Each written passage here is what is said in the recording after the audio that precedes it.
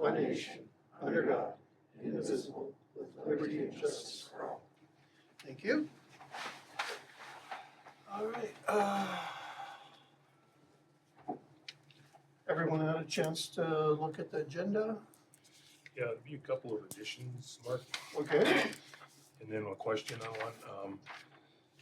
Jamie had asked me to put on Custer Drive drainage update. Lynn Olberg would be here later on, just to kind of give an update on the Custer Drive area up there. And then our 25-year-old mower, not only is not worth fixing, there's no parts for a lot of it.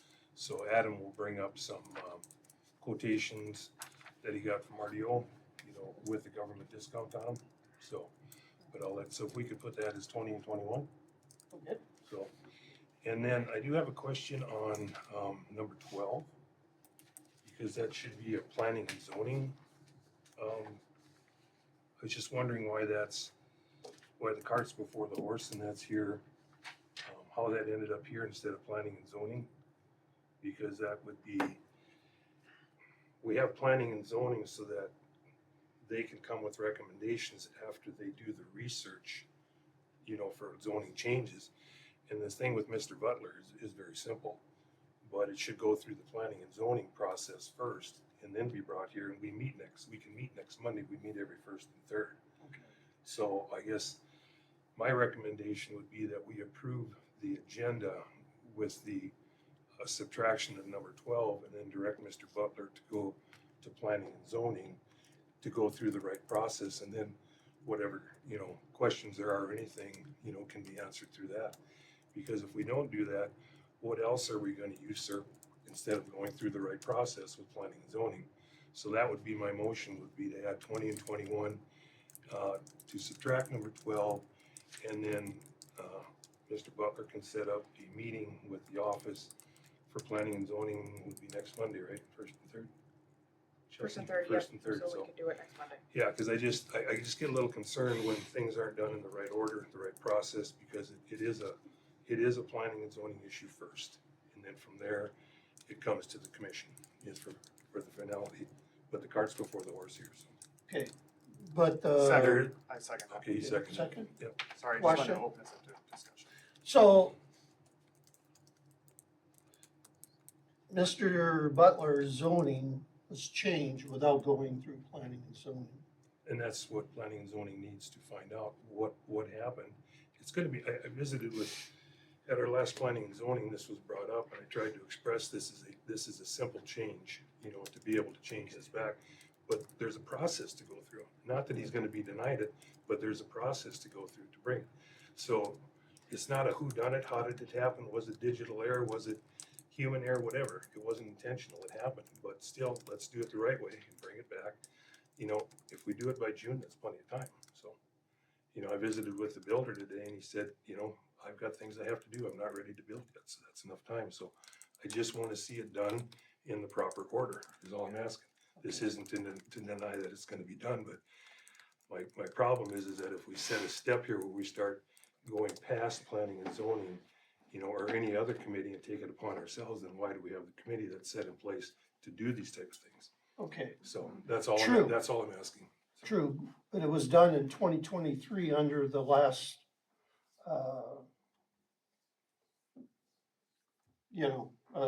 It wasn't committee. done by this committee, or it wasn't done by planning and zoning or this commission. There's no Right. record of it.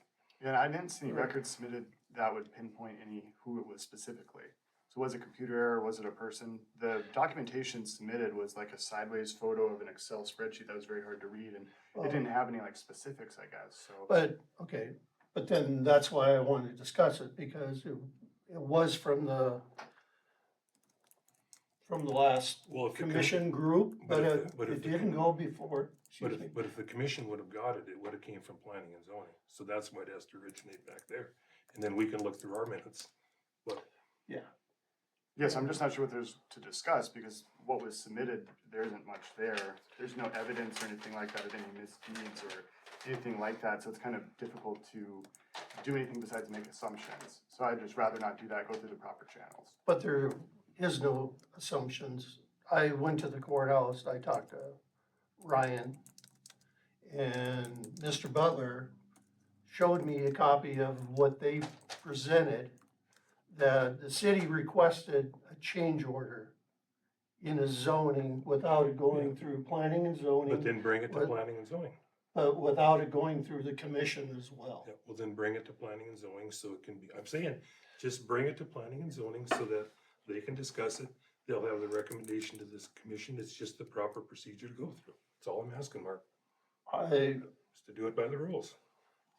I wish the commission in 2023 would have did it by the rules. The commission in 2023 didn't do anything. You have no evidence. You have no of evidence. Any of that. So I'm There's not sure. nothing, there, if it isn't in You have a the, piece of paper that says that they. if it's, they if requested- it's, So is that, Courthouse. time out, is that how our courthouse operates? They I receive was a up phone there and call and they're talked like, to him. yeah, we'll just switch it real quick, like, really, guys, like, do we He think said that they do actually whatever the happens? city requests, is exactly what he but told me. there, but But who there's, submitted the request? yeah, They, there's, they didn't document It was a anything? phone call, they thought I talked to Todd first, and I talked to Ryan, and he said, oh, I see you're still on that witch hunt. Yeah, but I mean, no And I documentation. said, well, no, I said, I just would like to know how, I didn't get a letter, I didn't get anything, and I was telling people I was trying to sell the place, and I was telling them it's commercial property. Mm. Well, lo and behold, we can start doing this other stuff with my son, and they say, no, it's zoned residential. That blew me away, because I never got a letter, and never got no notice. Somebody just went ahead and made a phone call, and they switched it. I mean, maybe, but because also our zoning maps from 2009, which we hired an engineer to do, say it is residential. So I know from the previous tax statements, it does say it's commercial, right? It's But not that's where residential, that, never has been. that's where that gray yeah, area but is. that's and why planning and zoning corrects it and then brings it to here. Yeah, well, somebody did it. It just didn't happen out of the blue. But it just doesn't seem like that thing's here to do anything except to make accusations against people without There any was a evidence. phone call. I mean, if there was evidence, sure, we could go with that, but without any evidence, it seems kind of pointless and moot. It's come from the Well- courthouse, and I talked to them, and I talked to Ryan actually twice, and I talked to Todd, and he said, yeah, it was a phone call from the city. Can you make it on Monday for planning and zoning, 4:30? Excuse me? Could you come 4:30 on Monday for planning and zoning? Yeah, I can, I guess, you know, Okay. but I just don't understand It's, how this could happen, and there's no record of it. Right. It's just a mystery. yeah, and then that way we could explain to you how the whole planning and zoning thing works with public hearings. Well, I don't and need to stuff. know how that works, I just wanna know how this happened. Yeah. You know, And really. nobody knows. But my It's point just- is, yeah. my No, point it's is, just- It's a mystery. right, but my point is to switch it back isn't our prerogative until it goes through. Well, I don't, plan- I didn't even get on the agenda tonight, I just came in if there was some questions. Well, but you are on the agenda, so. Well, I guess, yeah, I guess I Because am. Mark put you on He the put me agenda. on there. So, instead of us discussing this now as what we're doing, It goes. to can we plan- just leave it on the agenda and then make it? It's gonna I get don't think referred, there's anything else to discuss, cause I call we for don't the know what vote. happened 2 years ago. Yep. Take it to planning and zoning, Exactly. Okay, we'll talk about it next meeting. All right, thanks. so I'll ask for, okay, is there any other corrections or just additions to the agenda? Where's the motion and second on the There's a table? motion and second already. Okay, You have to vote on it, so. sure. Okay. Keith? Yes. Yes. Yes. Yes, Yes. All right. Is there any other corrections or additions to the agenda? We're already past it, so. Somebody want to make a motion to approve the agenda? We just, That's yeah, what that was. we just did. That was just on your motion. That was the approved the Yep, agenda. the motion was to Oh, approve the okay. agenda with adding those two items, and Oh, removing the subtraction of number 12. I was fixated on that. Dan Butler. All right, thank you. You can hear. Whoops. That happens to me. All right, approve the April 14th, 2025 meeting minutes. I did make a couple of corrections to those, just some kind of grammar errors. So when we did the reading of ordinance number 139, I changed the word and approve it as read at the last meeting. So just a couple of different words in there.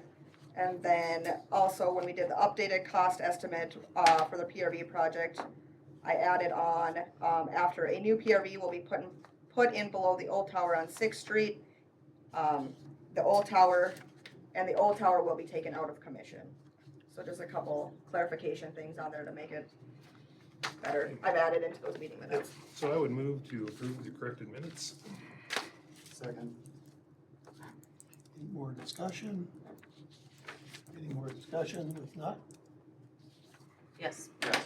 Yes. yes. And yes. All right,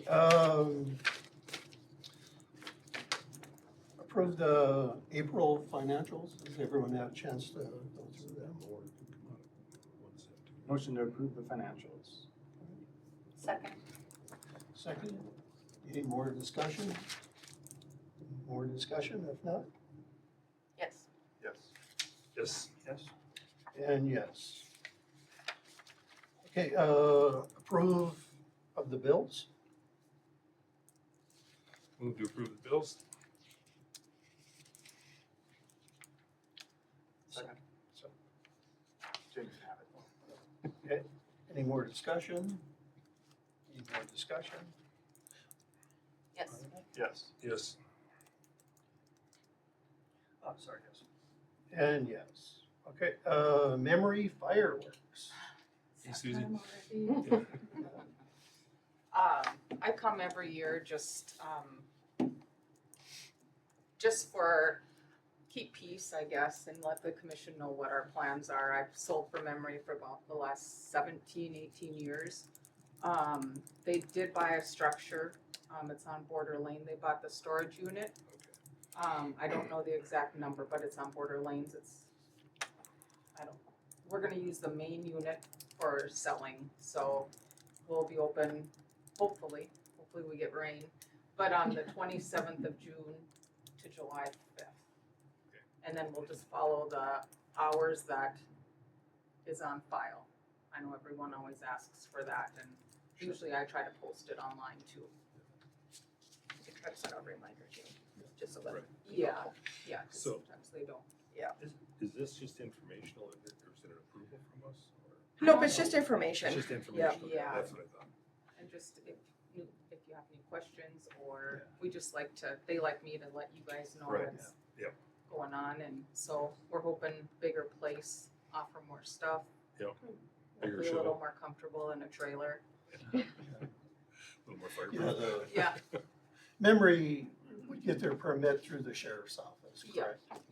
they'll do that here shortly, probably, because it's here before we know it, Okay. And I believe nothing has changed in our ordinance, so. not that I'm aware of. Okay, well, thanks, Susie. So, All right. yes, Okay. you're welcome. Good luck. Yeah, thank you. All right, 50/50 raffle, Washburn Riverboat Days Committee. I actually just caught this before the meeting. This one could probably come off. They do it actually out at the 4-H camp during the ranch rodeo. So I'm gonna kick it up to the county and have the county approve it at their meeting, being as it is out of city limits. So Oh, okay. Thank you for we're gonna catching hold that. off on that. Okay. All right, we're gonna move on to number 9, special event permit, the Riverboat Saloon.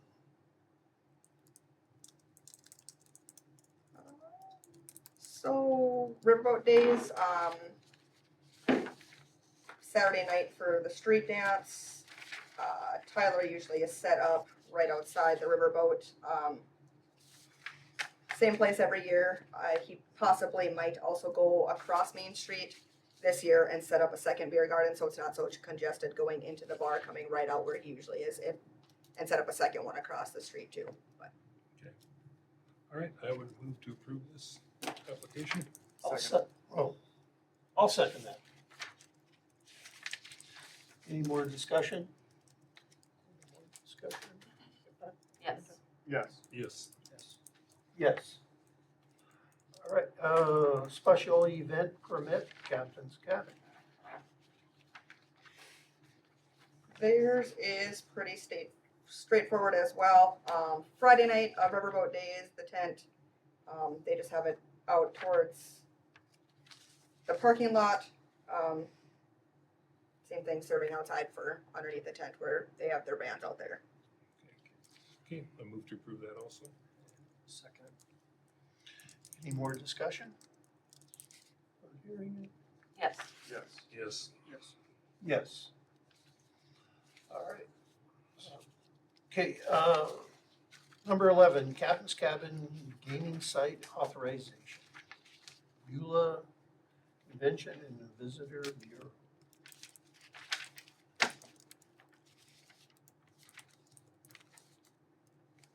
The cabin has submitted to switch their gaming. I don't know if you guys wanna come up. They have been with the Legion, they are looking at going to, Beulah Convention and Visitor Bureau.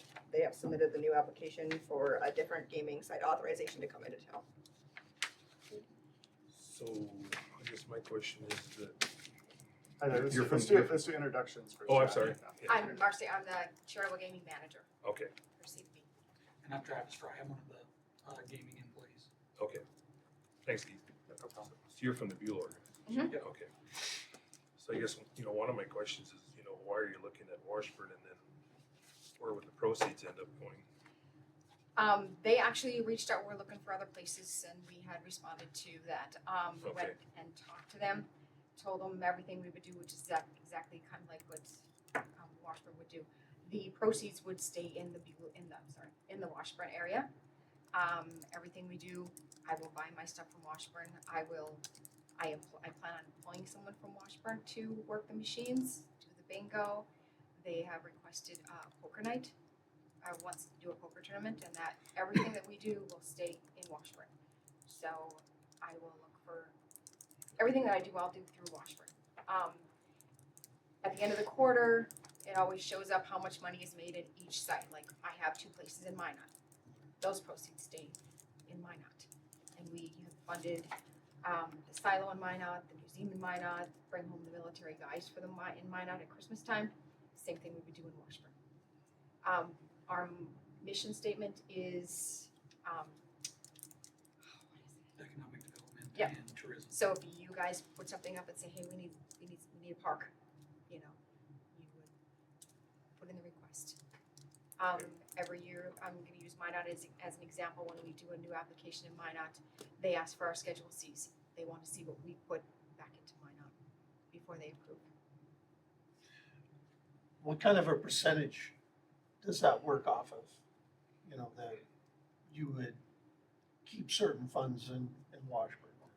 It tells us in the end, it's a 60-40, and each site is broke down, like, Uncle Mario's in Minot gives you a form, and it tells you up in the corner how much Uncle Mario's has brought in. There's a 60-40, and the 40% goes back into Minot. We do now have a Rubik's form that we fill out, and a committee does that. I don't do that. So it gets sent to a committee, and the reason why we do this, because we found that some places, when they find out you have gaming, they're constantly at you for money. So we've done this, because we found a couple times people have asked for money and found out that they weren't really real. So, and that's what we use it for. But to your question, 40% that's not received is back to the community through Right. charitable organizations. So the more they're used, the more that's available. Then who actually chooses those organizations to put that money to? Whoever fills, you guys are Oh, in okay. the community, the school could fill one out, the park could fill one out, the city of Washburn could fill one out. The ambulance Application. applications, yep, and they just fill them out. You've seen coin boards up, and you win the prizes that are in the coin board. That stays, I only buy local. It's like in Beulah, I only buy the Beulah things. Washburn, I would only do $500 Washburn stuff. It stays in Washburn is what and I come around here and I buy things and gift cards and stuff so people stay in Washburn. Okay.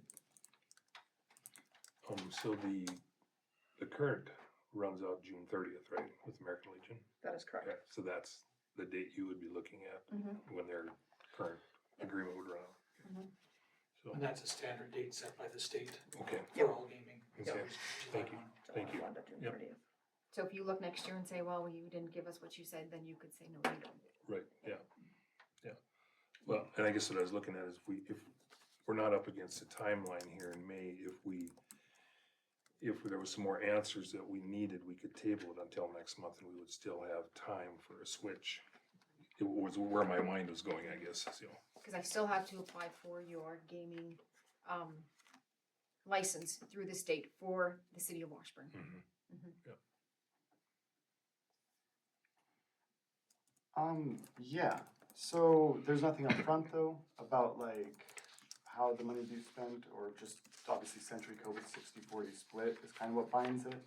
Or Yep. what happens if no one requests it, like they kind of forget about you guys, you know what I mean? Well, Like, Minot forgot one year and we were sitting there going, okay, we haven't gotten any from Minot. So my boss, which is chief of police, reached out to the chief of police in Minot and said, hey, there's these gaming funds sitting here. Do you know of anybody? So the fire department went in and asked for gaming funds. The police department came in and asked for funds. They went to a meeting and kind of said that, hey, there's funds out there. So when nobody had asked, we were like, someone needs to push the ball too. So, and that's how that went. So then we're starting to get more from Minot. And so does it need to be a nonprofit? It is supposed to be a 501c. We have some people that tried to fill it out from a 501c3 and found out they didn't have one. And so then that was denied. We've done scholarships and it cannot be something that you pay a fee for. Say you had to pay an entrance fee to get into something, it just by law, you can't do that, but you can do it to help, like say, it would be an example, but you're already gonna be past this, like Riverboat Days. Like say next year they come up and they say, we need $5,000 for the street dance. There's not a fee for it, we can do that. The school needs the scholarship fund, that kind of stuff. Yeah, right now we have a swimming pool. The park board has a swimming pool. We don't charge to go into the pool. Mhm. We have it open to the public. Mhm. It's all free will donation. Okay, and that would be something else, if nobody does it, and say the end of the quarter, nobody does anything, I might send a quick email to Chantel and say, we don't have anything, if somebody wants something. And we've done it to park districts before Mhm. for various things. Rhonda, did you have some? I was gonna say, the swimming pool, the park board's not a 501c3. Yeah. They're an entity under the city. And And like political the subdivision. museum's an entity under the county, so would the company, like, say our museum, even if we're not a 501c3, could we apply? Yep, because we have the two Minot ones that are applied for, our funds, and through the Minot, one was for like the wheelchair ramp. The other one one was Asylum Museum and the other one was a museum in Minot. We did both of them. So those entities are allowed, but a typical organization would have to be a 501c3 for the charitable side. gotcha. Yeah, and if I may ask, because obviously this would be kind of a partnership between us, and I do value transparency and openness in that. I just do research on stuff, and I just saw you guys were under investigation by the Attorney General's office for misuse of gambling funds. Would you mind just sharing a little bit, just so we can kind of know what's going on with that? So that one there is, we had someone that we didn't give money to. So then that turned up, okay, you didn't give us money, we're going to put you under investigation. So we've been under investigation. They have not found anything. They've even mentioned to someone at the bank, and we can't find anything. We're just waiting for them to close it out and be done. But it was someone they asked for money. We said, we need all of your documentation before we can give you money. We were going to give that entity money until they posted on Facebook, we're fully funded. So you cannot give money to something just to put it in their checkbook. They has to go to something. And when he posted, we're fully funded, that voided that application out right there. So the day we said no, you'd have to refill another application. The individual went straight to said, okay, I didn't get money. Because when they came back and investigated us, they said, well, how come you didn't give to this? And we knew right away who it came from. So. Okay. Well, thank you so much. I was just really curious. There wasn't that much information on it or whatever, so. It's just Yeah, and we're just patiently waiting for it to, be done. And now, if that individual asks for money now, like for a walleye tournament, we can't for the walleye part, because you have to pay an entrance fee you cannot donate to a charitable organization if you pay a fee to get in. We found a lot more rules that actually happened, which we followed, which they said, yeah, you did fine, So. Gotcha. Yeah, I guess just for me personally, I just kind of looked in the history of like gambling and how these laws kind of came about in North Dakota, right? So that's why they're kind of with the charitable. So then it's not at the expense of an individual or community, because it obviously can have some damaging effects. So it makes sense that it should be charitable stuff. Just for me personally, like it's nothing against you guys or anything, but just wanting to keep that as local as possible. Like we had the American Legion here, they're still doing it here. They know the community, they're a part of the community, they know about what's already happening. They have a board in our city.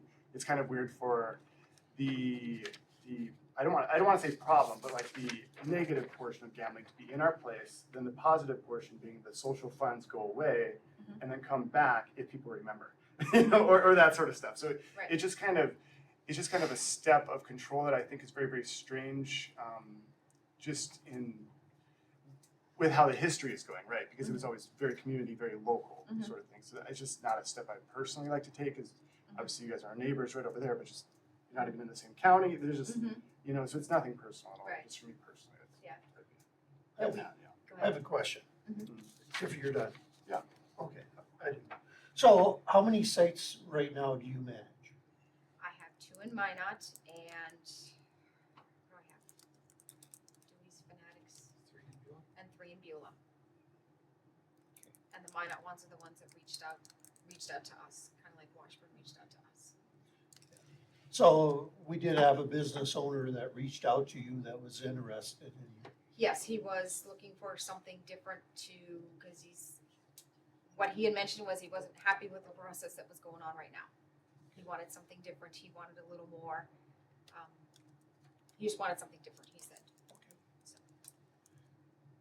And like in Minot, I employ someone in Minot, and in Washburn, I would employ that person in Washburn, so that person.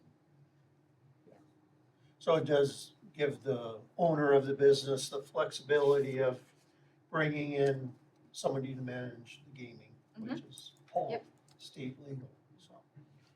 I run the background check, I do, Yep. I'll make a motion to approve you coming in for the Captain's Cabinet gaming site.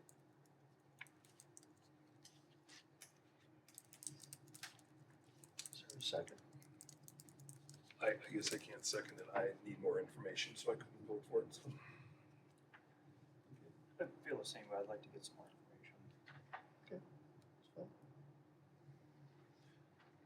Sure.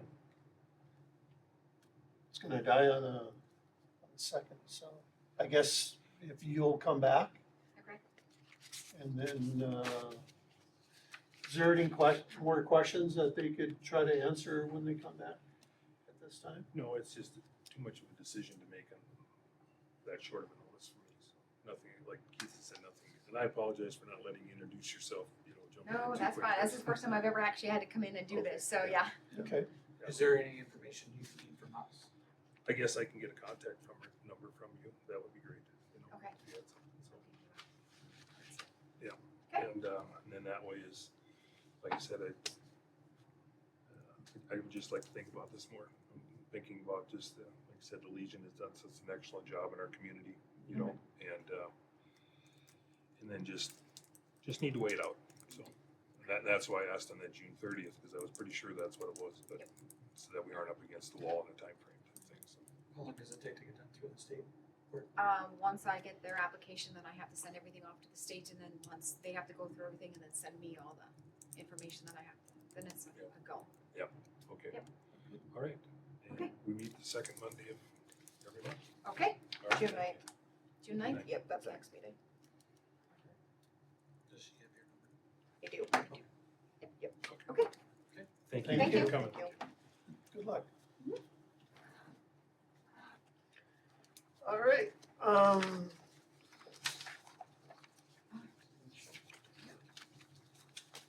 we're gonna go to the Police Week proclamation, so.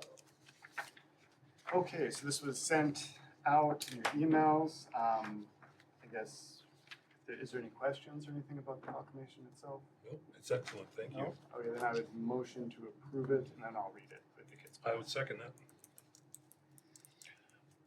All right, any more discussion? Yes. Yes. Yes. And yes. Okay, City of Washburn, North Dakota Proclamation, Police Week, May 11th through 17th, 2025, and Peace Officers Memorial Day, May 15th, 2025. Whereas the courageous men and women of the McLean County Sheriff's Department provide a vital public service in safeguarding the rights and freedoms of our citizens, and whereas the McLean County Sheriff's Department deputies wear the uniform and badge with pride and are dedicated to the protection of our families, homes, and communities, and whereas thousands of law enforcement officers across the nation, including those in McLean County, wake up every morning to selflessly serve and protect, knowing the risks that they face, and that their passing would shake the hearts of their loved ones and communities, and whereas North Dakota recognizes the traumatic events a law enforcement officer may encounter during their career, and the City of Washburn commits to supporting the McLean County Sheriff's Department with gratitude for their continuous service to our community, and whereas the City of Washburn encourages its residents to recognize law enforcement professionals past and present for their dedicated service to our community and for the faithful devotion to the duty to serve and protect, often putting their lives on the line for our safety. And whereas throughout this week, and especially on Peace Officers Memorial Day, we honor the memory of those heroes who have fallen the line of duty and recognize all those who put themselves at risk every day in the fight against crime, violence, and terrorism. Now therefore, I, Commissioner Keith Happig Jr., on behalf of this commission, do hereby proclaim May 11th through May 17th, 2025 as National Police Week in Washburn, and publicly salute the service of the McLean County Sheriff's Department and law enforcement officers in our community and in communities across the nation. And be it further proclaimed that May 15th, 2025 shall be Peace Officers Memorial Day in the City of Washburn, and the United States flag shall be flown at half staff at all city facilities on this date. Very good. Thanks, Cody. Yep. You can share our appreciation with your, yeah. All right, we're gonna move on to number 14, beat report. I brought this up for the agenda because, yeah, you're welcome to join us. I wasn't sure if you wanted to talk on this or not. But you wanna explain how the beat report works? The beat report, we put in a daily activity report each day, and then that is funneled into a program that essentially makes a beat zone report. Reports on hours. So, approximately about a month ago, the mayor of Wilton and Underwood contacted me, concerns over an audit that was done on the beat report. And the numbers that were submitted monthly per month, and at the end of the year, Washburn numbers changed by 834 hours. Okay, so that report there is not our stats. It has Right. nothing to do with us. Our stats are all labeled MCSO, they're not MSO. There's also some grammatical errors on that it's not our product, okay? The actual beat zone report has been submitted. Washburn was 1,560 hours over on their last contract hours last year. My question is, who did the audit, like the state auditor's office or like an official entity? The Wilton auditor, Wilton auditor, and what does Wilton have to do with Washburn? Right. Like, is it specifically with our numbers or something, or, I'm Yeah, sorry, I'm they- just confused. they went through the whole beat report of all the cities. And where'd they get the information? Where's the data? Because I mean, like you said, their spreadsheet was, full of grammatical errors, spelling errors, and just because you put it in Yeah. a spreadsheet does not make it real. Like, where's the data source? What was the data source? Like, was it from Well- the state, or where'd they get their numbers from? Yeah. Through Well, the how did beat they audit? report. What, I The- understand, but whose beat report? Why is their beat report different than this other beat report? That's the question of why there's a But difference. what is the other beat report is what I'm asking. Where's the source? Where did they, What where generated it? did they go out to the garden and grope that beat, and did they bring it in? Like, where is it from? You know what I'm saying? Okay, the monthly numbers that were submitted to the cities, So, and then there was a year-end report that was submitted, By the McLean County Sheriff's Department. correct? Okay, thank you. Those numbers didn't match. Didn't match what, though? That's what I'm Didn't saying. match the monthly numbers. But where did they get their numbers from? Because the only data source is the sheriff's department. Well, okay, so, would you, let me Yeah, explain it? yeah. Okay, Yeah. so there was a calculation error on some of them last year. We have got since fixed it, and there's no problem with it. We got it done. Was that like a human error, like computer? It was a or- computer, it was a Oh, computer okay. program error, so it was rounding up and rounding down. So if there was half an hour put into place, it would round up, if there was less than half an hour, it would round down. So that's what made the difference in that report. Oh, You, and you then- would think that would average, I mean, come close to average if you're rounding up and rounding down, I mean, it's, But the only thing, like on some dates, some of the, according to Richard Johnson, stated that some of the officers weren't submitting their time in. So we've also corrected that issue. So what happens is we have a beat zone report. The beat zone report is done. It's supposed to be done daily. The problem is that that's not always feasible or possible. Being as if somebody was on a call out, if they forgot to hit save. So some of those things did happen. So what ended up happening was the report was put out on the 2nd. On the 3rd, there'd be more that came in that were from like the previous month. And then when we put out the report on the 2nd, those dates weren't put in there. So that's what that was. So from this point forward, what's happening is we are going from the 15th of this month because there's no reason that there should be any, couple days mix up with that. Right. So 15 days is plenty of time. It's going to completely take care of that issue. Like I said, the problem's been solved. Yeah.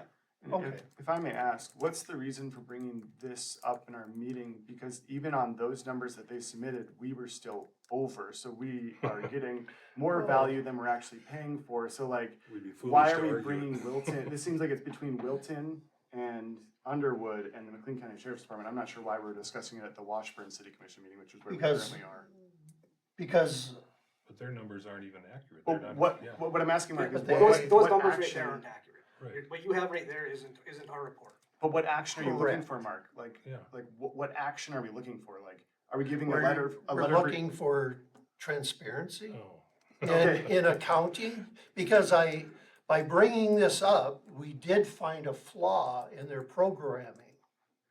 No, we about the didn't, because round- you would give me the data, like where the data's No, from, but yeah, okay. I know what you're saying. For one thing, okay, let's back up. So when I visit with Richard Johnson, your superior, he said that we were gonna get a written report from the state. And I haven't received that yet from- Okay. for and an so explanation. So I guess the position of the sheriff's office is that whoever holds the police portfolio, that's generally who we would give that information to or Right. Sure. deal with. And that's supposed to be the policy of this commission. Miranda should if you have a problem, you should be going through Miranda, not jumping over her. And if you wanna go up there as a private citizen, Mark, cause I'm really tired of this, if you wanna go up as a private citizen and represent yourself, that's fine. But you need to stop jumping portfolios and representing other people's portfolios. Wait a minute, if you have an issue with something police-wise, go through Miranda, don't jump over her. She's a very capable young woman, she can handle this. Just like if you need something with water and sewer, you go through me. If you need something with streets, you go through Jamie, but you need to stop jumping portfolios. That's out of line, it's not your position then, so it has to stop. And I would suggest that the police department no longer take that from you and say, does Miranda know about this? We go through Miranda, that is the proper channel. You want transparency, that's transparency. You want proper protocol, that's proper protocol. Not running up there, with this here. If you had a problem, you should have gave it to Miranda. She could research it, she could come to it. Okay. So, Can I explain absolutely. why I didn't talk to Miranda on this issue? Because I've been targeted by the police department 5 times in the last 3 years. Do you have proof of that? Yeah, I do. I was interviewed in November in an interrogation room for asking questions. I have. And a year before that, I was at a public meeting and I got called in for a meeting on that. So is this So we don't- is this a vendetta then? No, this is a protection. I don't No, wanna, No. What does this No. have to do with Washburn and the police contract road? Right. You know you what I mean? brought Like- it up, why I didn't talk, because when I So you talked were to, looking out for her because you thought she was gonna be treated just like you were.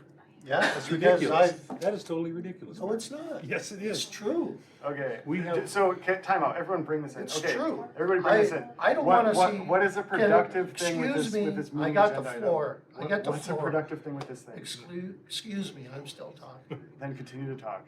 I've been targeted 5 times through the police department over the last 3 years because I've brought up questions about either police contracts, about public safety, and about when I've had issues with the city commission in the past.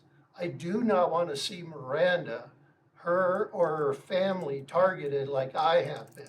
You're saying that our police department targets individuals for asking questions? Is that your accusation you're currently making against McLean County? They Sheriff's will Department? not release the video of my interview. So what does that tell you?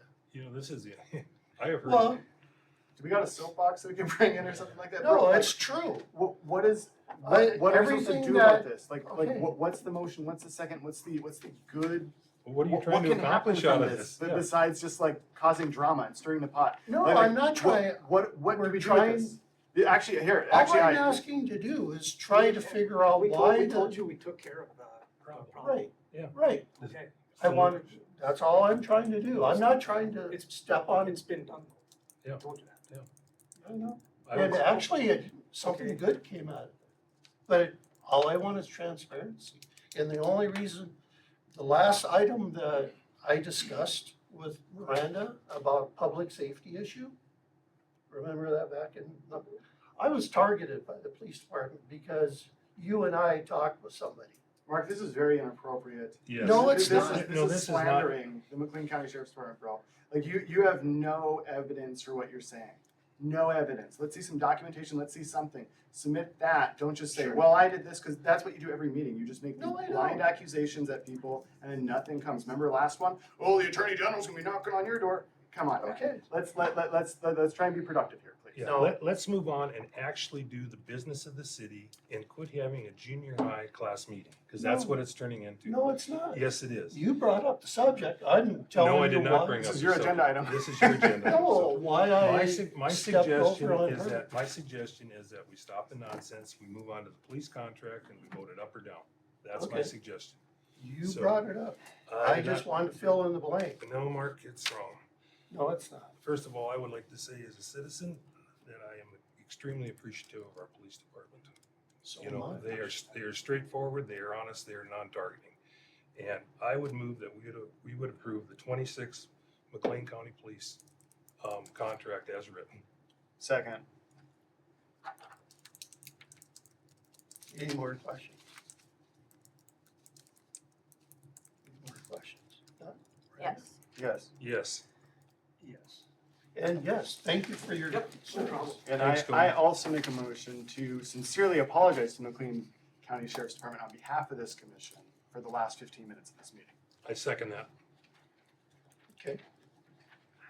Any more discussion? Any more discussion? Brandon? Yes. Yes. Yes. Yes. And yes. All right.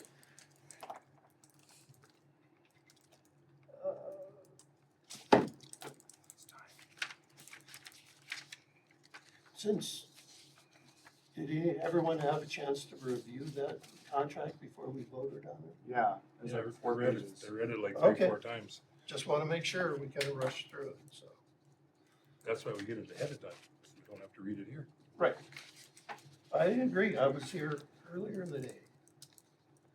All right, let's, I guess, yeah, just on that topic, that police contract says in the contract that they'll be providing us with the numbers. So I don't know why we're violating the contract to get other numbers. So Exactly. yes, We're not- we did read the contract. okay, Where did this, can I ask, I mean, where Sure. did this other one come from? Who developed the spreadsheet or? I don't know if we want to get back into that again. We're on another Just- agenda okay, item, so okay, that's- if we want to visit no, afterwards. it, Mark, you're not doing it orderly. We're on to the next agenda item. We finished that, so. I was trying to answer his Yeah, question. no, but you need to run a meeting the way it needs to be. I- We're on the next agenda. Which You is brought Blue up Cross the Blue question. Shield. I didn't do it. Yeah, I know. It's out of line. Yeah, we'll discuss it later after the meeting. All right, number 16, BCBS renewal rates. We are currently in open enrollment for Blue Cross Blue Shield. Our rates they've been pretty much the same with very minimal increase over the last 3 years. They are increasing a little bit. The total for this next year ahead will be $4,756.44. It's a $700 increase.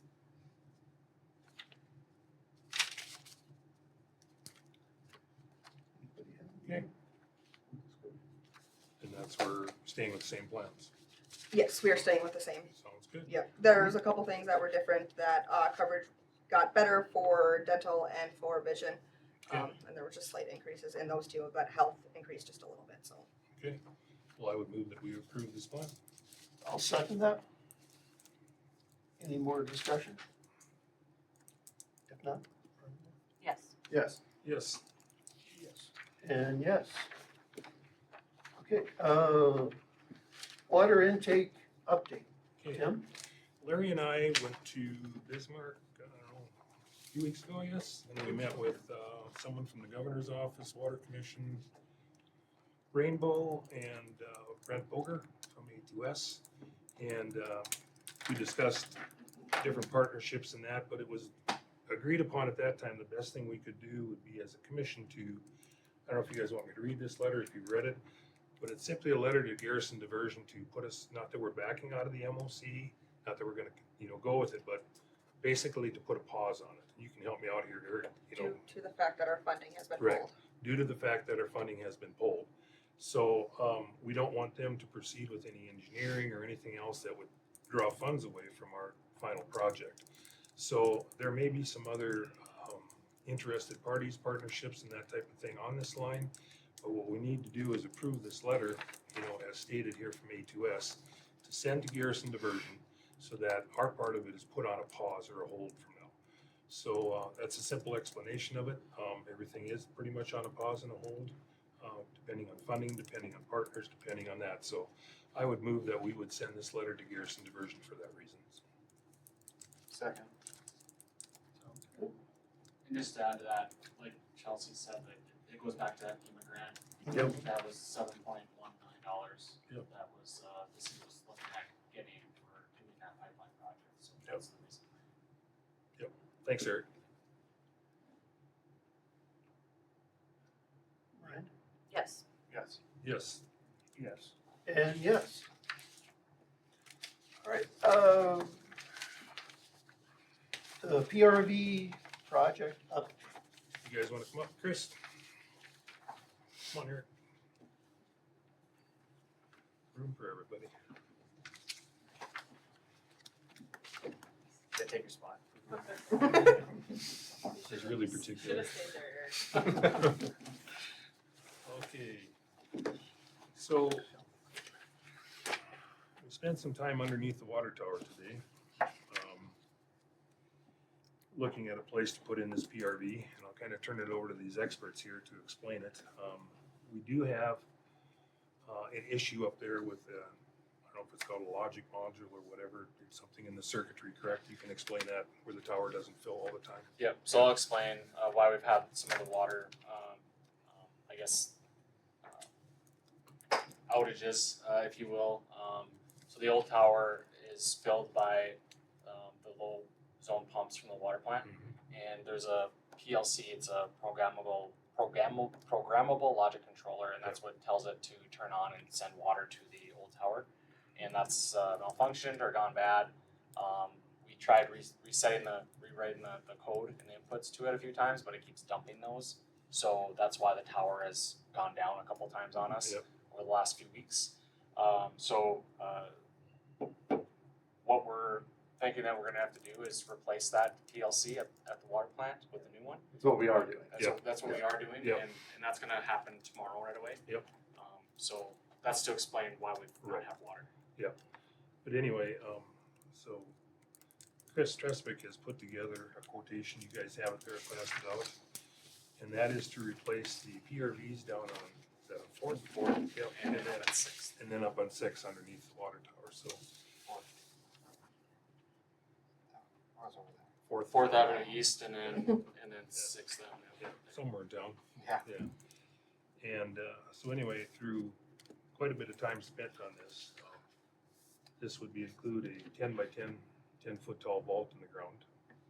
And then this will put in the PRVs, but we have assuming a jammed PRV up there now, that we were just gonna open up as a flow through, but it appears that we may have to take it out and put a line in there. That is not figured in here because we don't know what we have to do. You know, but this is the bulk of the project here, so. Yeah, and just to back up a little bit, so if that Sixth Avenue PRV was working properly, there should still have been water flow that came to those that did not have water when the old water tower was filled up. So it appears that old PRV, it's about 70 years old, could be malfunctioning or closed shut.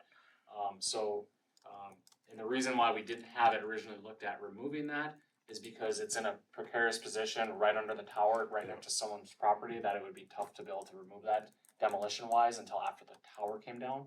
So the new PRV would be further back and not away from Sixth, behind the tower where that could go in.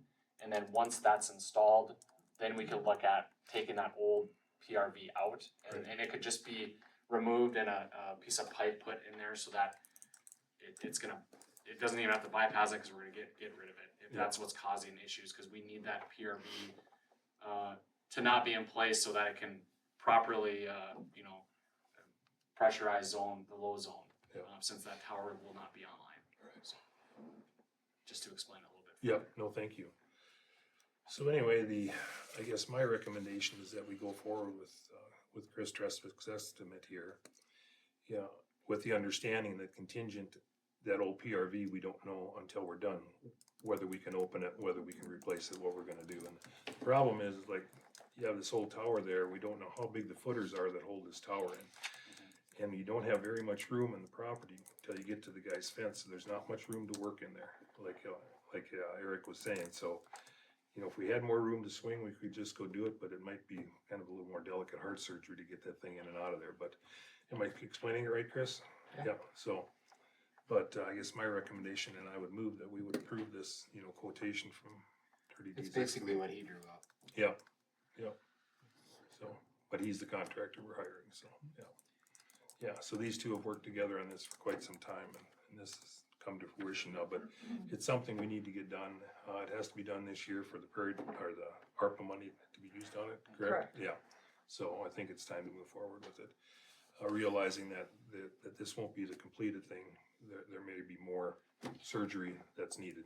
In demo, and we can work with Chris on that, what needs to be done to get that old valve removed. Yep. And then, once we get the new PRV up and running and that old valve is out of the way, we'll make sure that the system's working as it should. The hydraulic model is proven correct, and then we can look later on down the road at removing the old tower, and then once that old tower's out of the way, it'll be much simpler to demolish the rest of that old PRV if need be. So there goes my restaurant idea. Well, depends on, if you wanted to build something up in there, I guess that'd be kinda cool, but yeah. I was gonna get Jamie to partner with me. Right. Give up on the elevator. Really tall tree house. Yeah, the zip line to the river. So anyway, I put that in the form of a motion. So, Second. Do we have and the ARPA money is gonna fully fund this? yeah, there's actually more Yes. ARPA money than that, because there will be more on top of this when we do the rest of the surgery to We make. may end up, if the tower and stuff is out of there, there might be some pipe that actually needs to get moved around in there, depending on how that all, later. What we have for ARPA funding is $188,720.81. So there's still some wiggle room in there. We also did receive some Prairie Dog funding that we could pull out of there to cover the rest of this if we wanted to. So, Right. So we got some wiggle room for variables then. yes. Yeah. Any more discussion? Yes. Yes. Yes, Yes. And yes. thanks for all your work on that. Much appreciated. Thank you. You start Monday, bring a shovel. All right. You want it to be a gold one? Yes. Okay. They were talking timeline after we order it. I mean, they weren't totally committing on the, like the ballpark, but they were thinking late June-ish, maybe late June. Give or take contractor estimate, who knows? For the precast. Okay. But it all takes time once we finalize what we want. Okay. Well, once again, thanks you guys. Appreciate it. Long time coming, but it looks like a good project, so.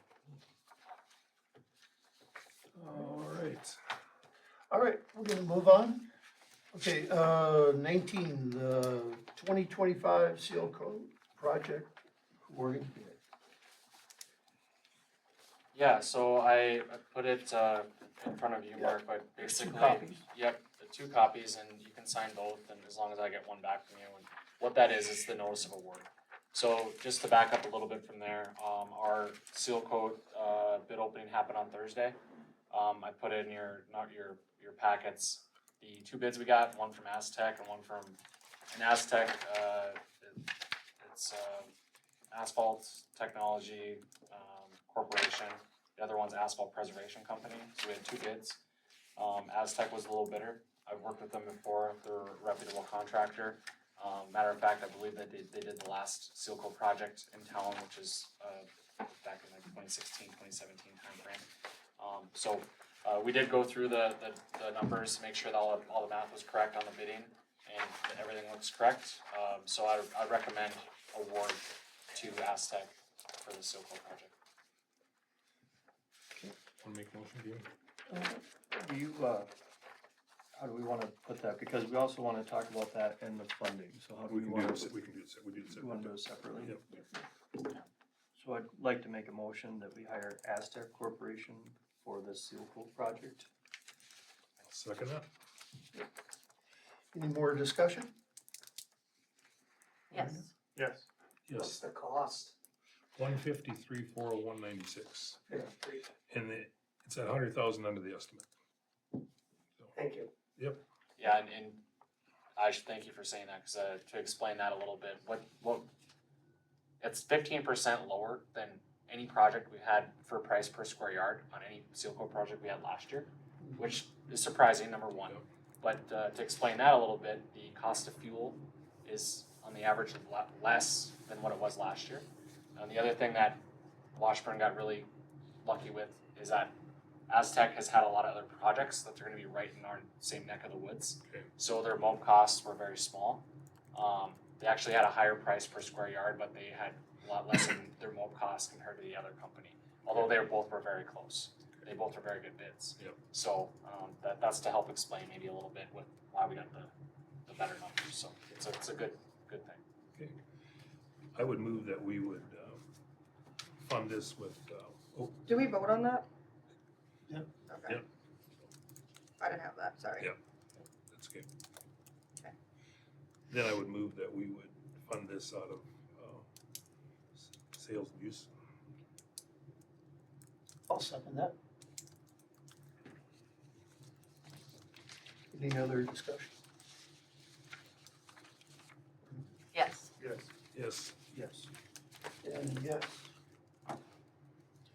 All right. E2S update. Mark, that's, Do we wanna do, let's do the 2021, the Custer Drive drain update and then the mower and then Oh, yeah, okay. Sure. is what I had in my motion. Yeah, Those are- I'm reading off the old agenda. So you had something there, Jamie, on Custer Drive update? yes, just kinda let you know what we're working on. Lynn, if you're willing to come up, and Chris, if you wanna chime anything in, you're welcome to, on it, so. Yes, he's not chiming. So this kind of derived from, we were looking for, other options or possibly funding. And that's when got the suggestion from Larry to reach out to the county water board. So talked to Lynn and got some background on, first of all, we broke out that Custer Drive project from the construction to the water, the drainage. Just the drainage. Yeah. And so what we're doing is I think there was a study on going east and trying to take what's out of town, keep it out of town, and take it east to a coulee that would take it around down past RDO, and that way get it to the river that way. So is what we're looking at. So I don't know if what you and Shannon are kind of. Shannon is gonna be working with Chris, Shannon Jeffers, he's a civil engineer, and he's worked on it, I guess, when Larry was mayor, and, you know, we've looked at it for several years at what the options are, and obviously is to try and find a way to divert, you know, the amount of water that comes, you know, from the north, or from the Elmer Schultz farm, that whole area up there is a big drainage area. And we think, you know, and AE2S has looked at bringing the water, is that Custer Drive? What is that street that runs north and south? It's the one over.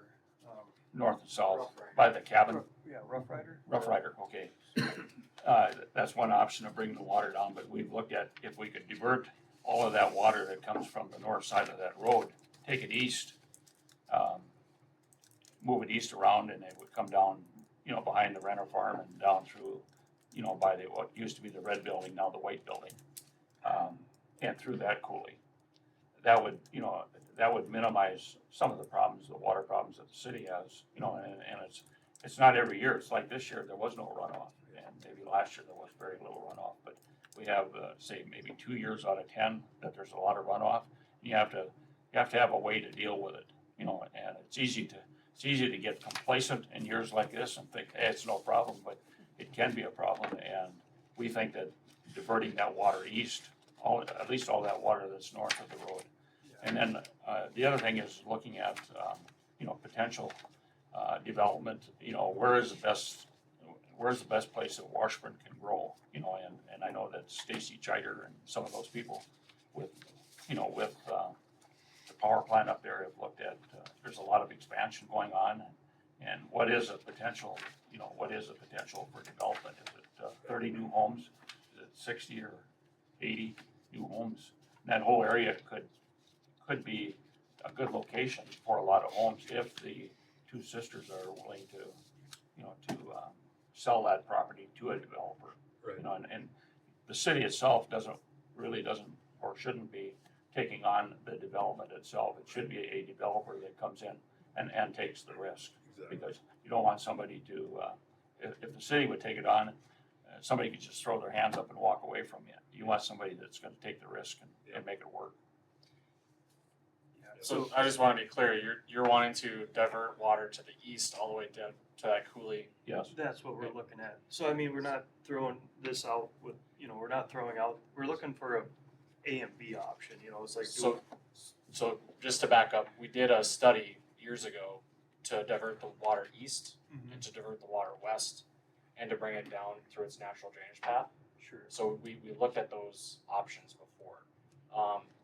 Diverting the water east is something that could possibly be done. There would be a lot of dirt work to be done, and there would be a pretty long drainage pipe that would need to be installed, and you're diverting water across drainage paths. So that's the concerns that I have with sending it east. But we can go dust off that report and look into that further for you if that's something that you guys So seriously want. what we were looking at is if I call them the Renner sisters, Yeah. whatever their names are now, is it Donna and Donna and Correct. Kareem. Correct. if they're willing, if they're looking at, say they're interested in selling that land to a developer, then they would be more than likely willing to, say, give up a couple acres of land along that road, because what you'd have to do is widen that ditch and deepen it.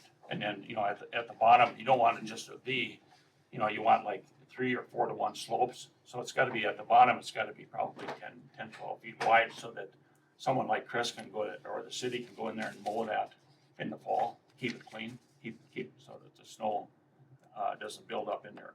It's gonna have to be a really wide ditch to be able to get it by gravity along the ground that whole way to the east. Well, we looked at the possibility, you know, it was over a half a mile of pipe, and the concern we had was, you know, that it would freeze up.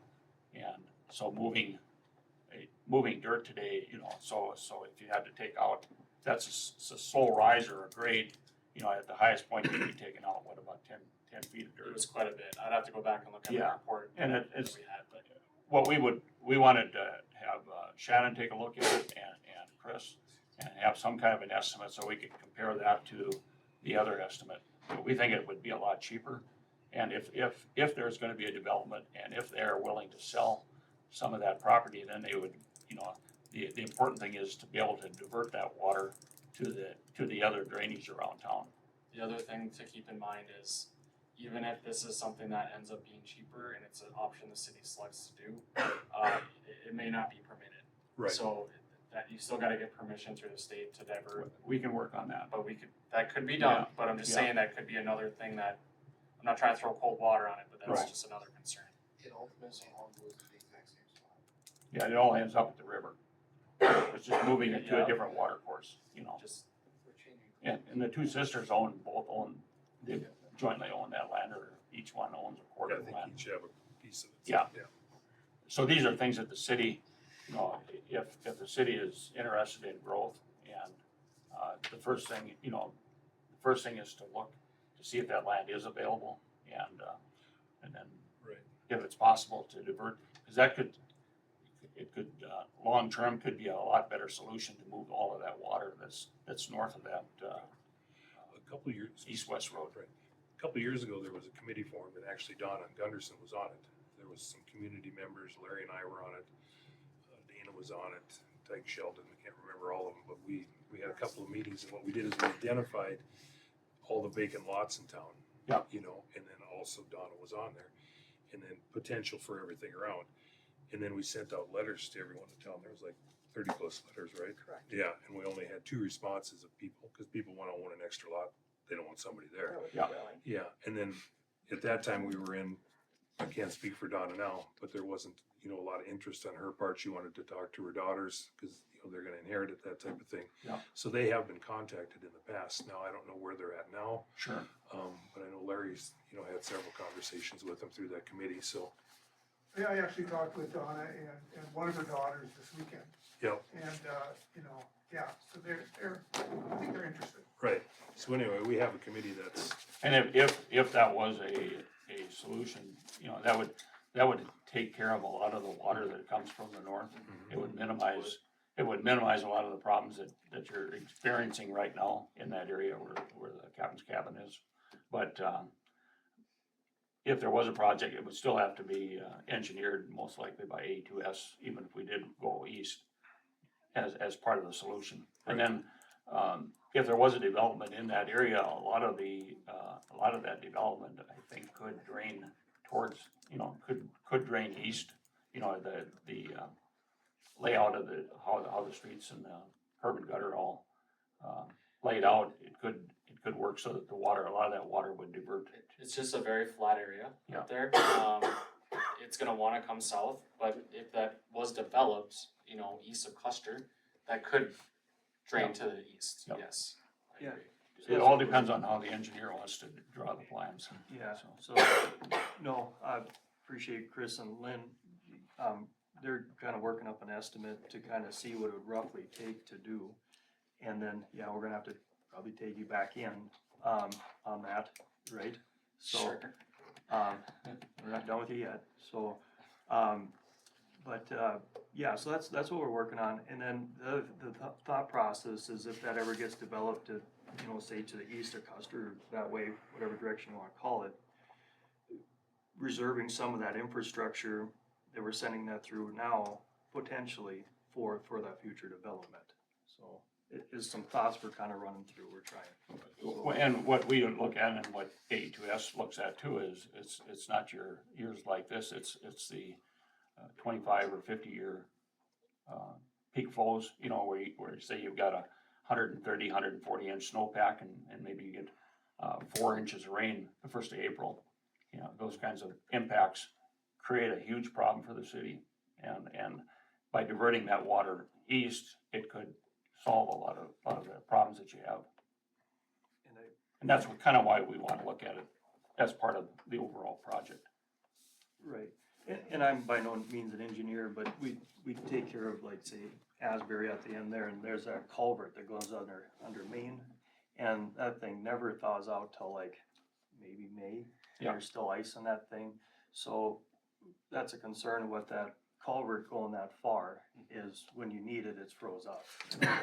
So that's why we're kind of maybe looking at an open ditch system versus a culvert. That's correct, yeah. So those are some thoughts we have or concerns we have. Okay. So, And I would say that you may still need a culvert, I mean, you might be able to get it to work, but you're gonna have to purchase some property and right away for sure to be able to get a ditch of that cut to work that long of a distance.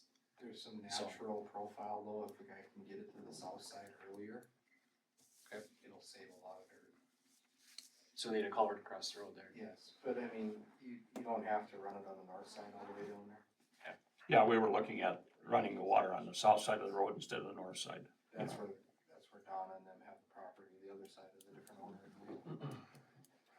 and kind of to pick up where Lynn was at, as a city, I don't think we want to try to buy the property as a city from Donna or Kurzman, but to maybe approach them and see if they're willing to sell to a developer. That's that would correct. develop the That's area correct. up there, and then kind of get that going. So,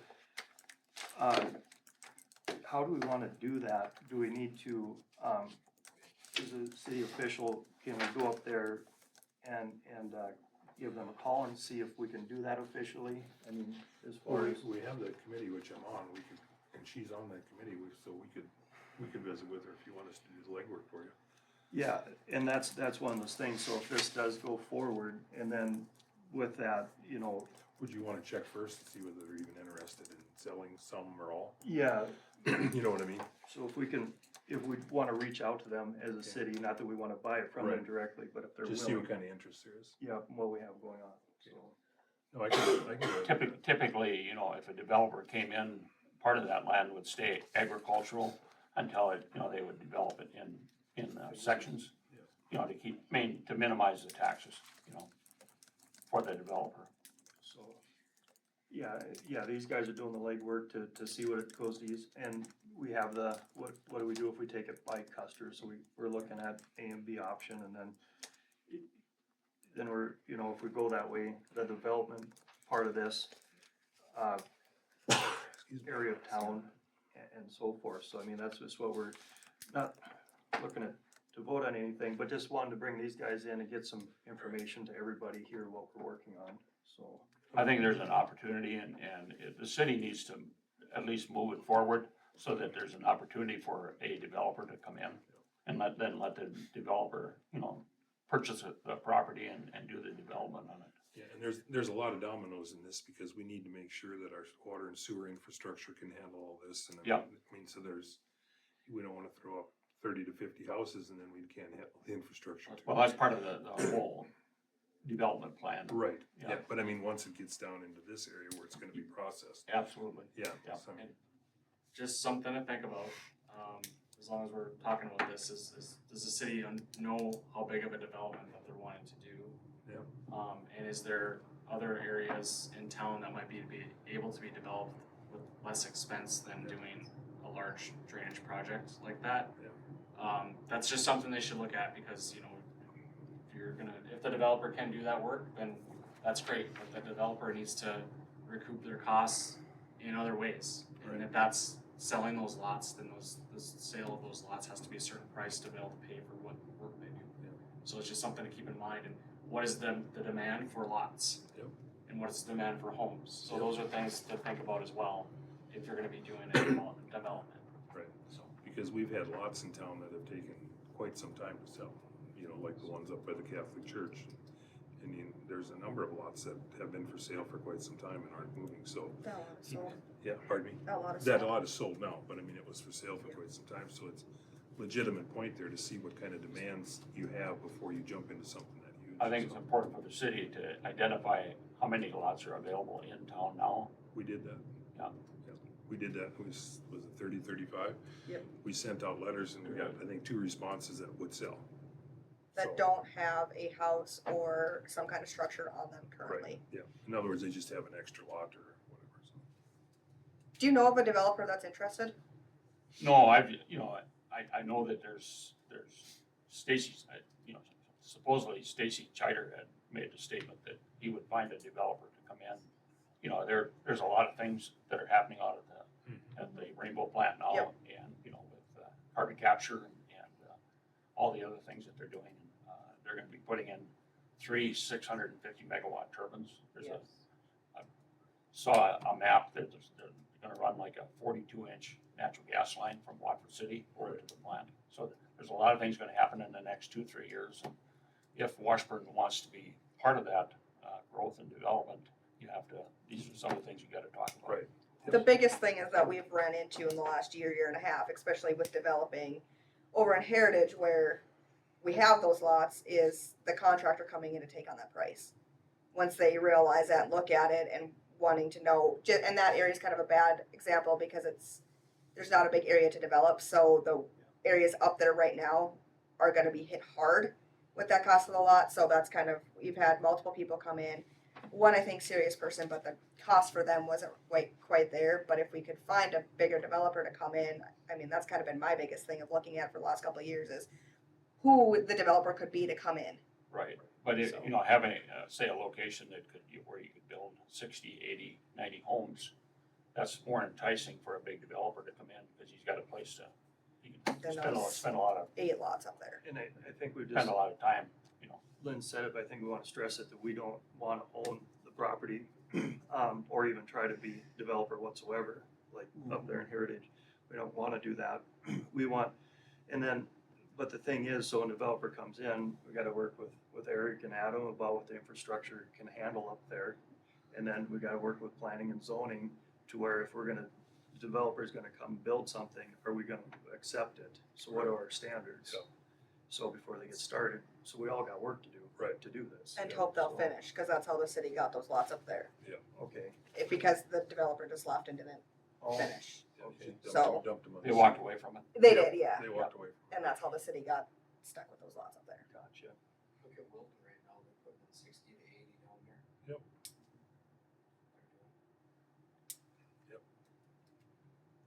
You know, we've thought about this for a long time. You know, Wilton has no boundaries. We have a river on one side that eliminates that part of town.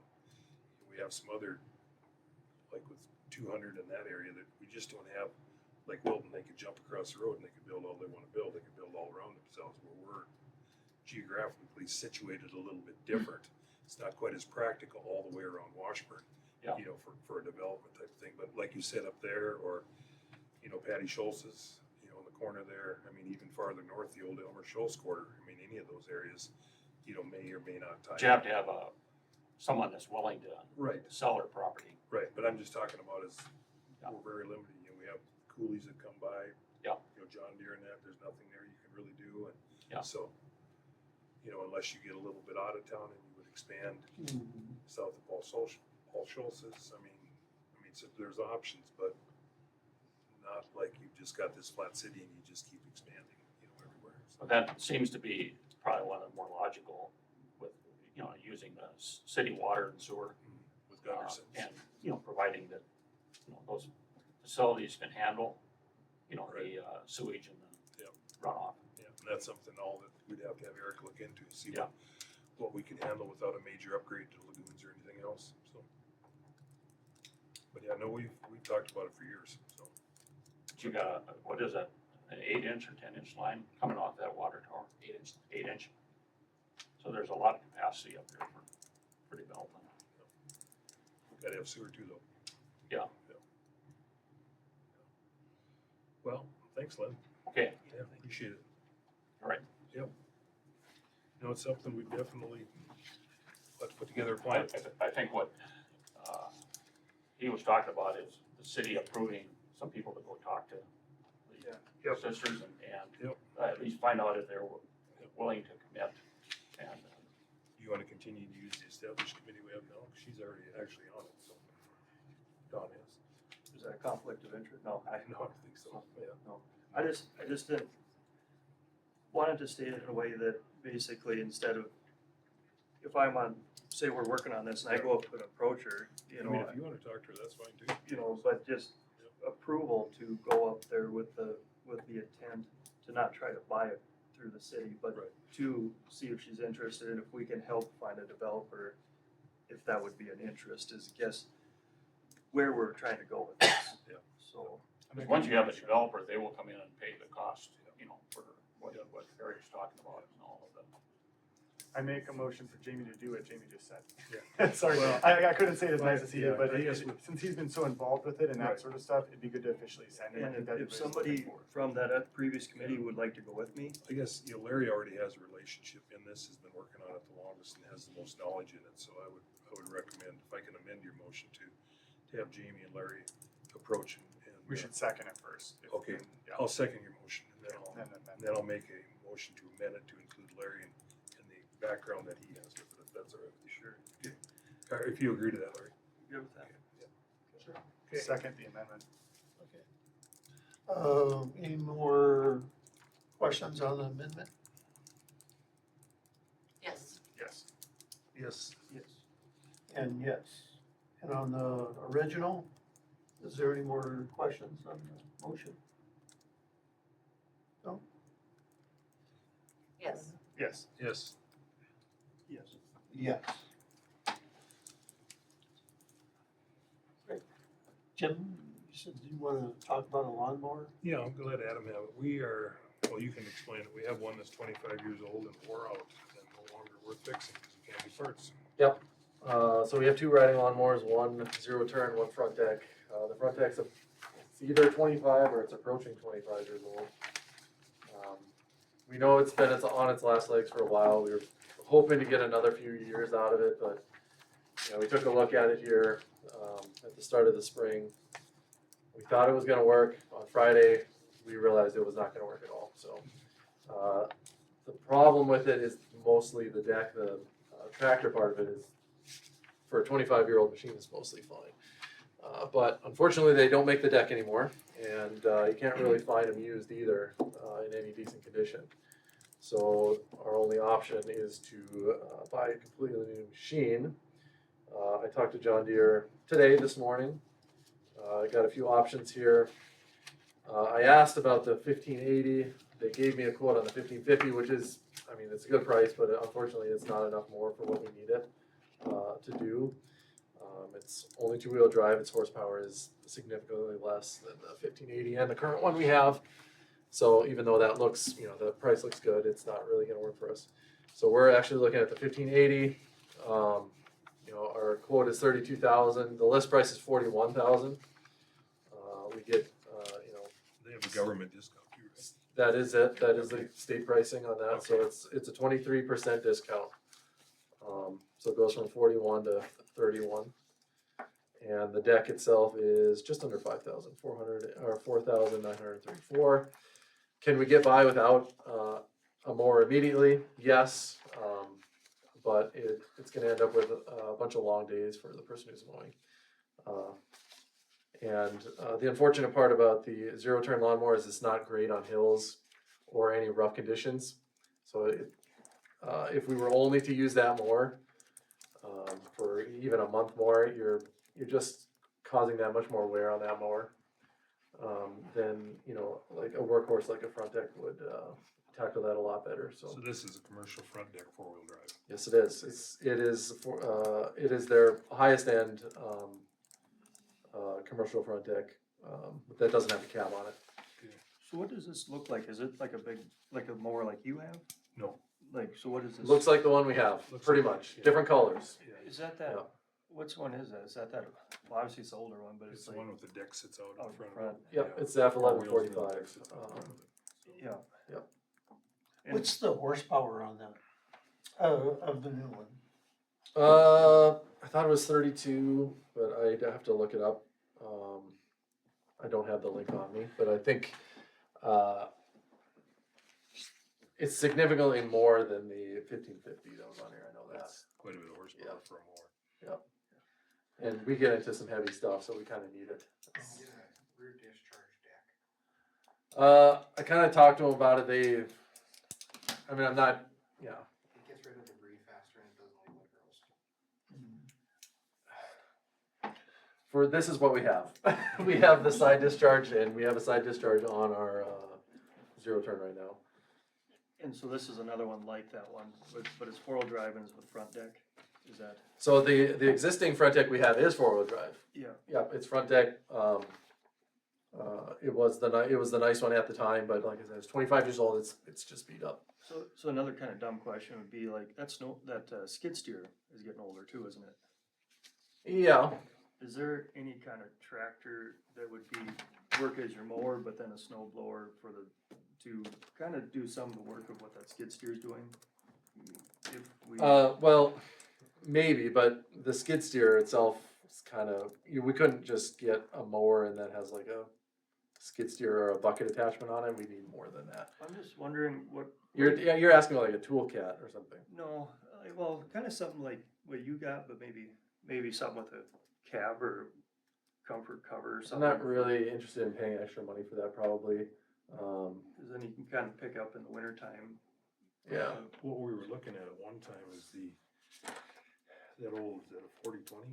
Or no, 4030 John Deere is over 50. The tractor, years yeah. old, Over 50 years old. We were looking for the big mower mowing the ditches, was doing a replacement on that. Yeah. And then that would be used for a snow blower attachment, that would have the cab and everything. for Yeah, the get a snow much blower. bigger unit. You know, so it'd be, Yeah. bigger unit for widening streets and stuff like that. Well, yeah, no, I'm just talking about the skid steer's use of what it is now, I mean. Right. Have we priced out like something like what you have, but maybe that size or maybe a little bigger? That would be quite a bit bigger, yeah, like the smaller ones. And then we could move, Chris, what do you think? Talking apples and oranges. Apples and oranges? Just two completely different tasks. Yep, I agree. Yeah, I guess if we took like the tractor we have and replace that with a front wheel assist, then we can get a snow blower for that, which would take the load off of the skid steer as far as snow blower goes. Well, but that would be too, I think we're going too far. I'm not talking about the big tractor. I'm just, that skid steer is older too. And- It's older, yeah. And some of these smaller deals double as like a mower and a snow blower. We actually had a snow blower for that one, didn't you? We still have it. They have a snow blower for the old one. So if we ever upgrade that skid steer, we don't have to stick with something narrow, cause that's all we have to clean the streets with. I don't know. Or not the street, the sidewalk, sidewalk. Well, these are tractors. They're not just mowers. So yeah, you could buy this snow blower attachment for it. But we've just preferred to use the skid steer, I guess, mostly. Gotcha. I'm just wondering if it could be multifaceted. Right, and I agree. The skid steer is older. I mean, it does the job fairly well. I mean, at least for cleaning the sidewalks, for clearing off curbs, it's woefully underpowered. And this probably would be too. Yeah, it certainly would be, yeah. I got a question. Yeah. So the park board's got two mowers, but they don't use them both. Is there any chance that, we get asked to borrow one of their mowers until we make a decision, or? Well, those are zero something? turns. And like I said, we mow a lot rougher stuff than they do. But I'm just to hold us over until we receive something.